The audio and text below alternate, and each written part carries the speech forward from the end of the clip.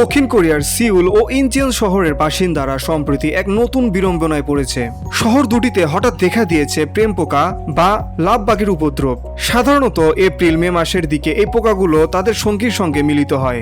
এই পোকাদের ভিড়ে এখন নাজেহাল হয়ে পড়েছে রাজধানী ও পার্শ্ববর্তী এলাকার বাসিন্দারা। বিগত ২৭ বছর দেশটির পরিবেশ মন্ত্রণালয় সিউলের পশ্চিমে অবস্থিত গোয়েংশান পাহাড়ে এই পোকার চরম প্রাদুর্ভাব দেখা যায়। সামাজিক যোগাযোগ মাধ্যমে ভাইরাল হওয়া ভিডিওতে দেখা যায় পাহাড়ের জনপ্রিয় ট্রেলগুলোতে হাইকিং করতে গিয়ে পোকায় ভরা ঝড়ের কবলে পড়ছেন পথচারীরা। একজন হাইকার পুরোপুরি পোকায় আচ্ছন্ন হয়ে যাচ্ছেন, আরেকজন প্লাস্টিকের কৌটায় হাজার হাজার পোকা জমিয়ে তা দিয়ে হ্যামবার্গের বার্গার বানিয়ে খাওয়ার চেষ্টা করছেন। এমন ভিডিও ছড়িয়ে পড়েছে ইউটিউবে।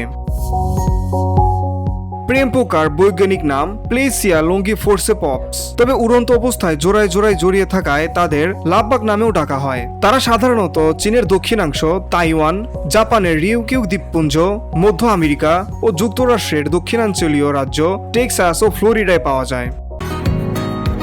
বসুন্ধরা, উত্তরা, বনশ্রী, কুড়িল ও বাড্ডা সহ রাজধানীর বিভিন্ন স্থানে অভিজাত ও অত্যাধুনিক মানের ফ্ল্যাট কেনার এক নির্ভরযোগ্য প্রতিষ্ঠান প্লেজেন্ট প্রপার্টিজ লিমিটেড।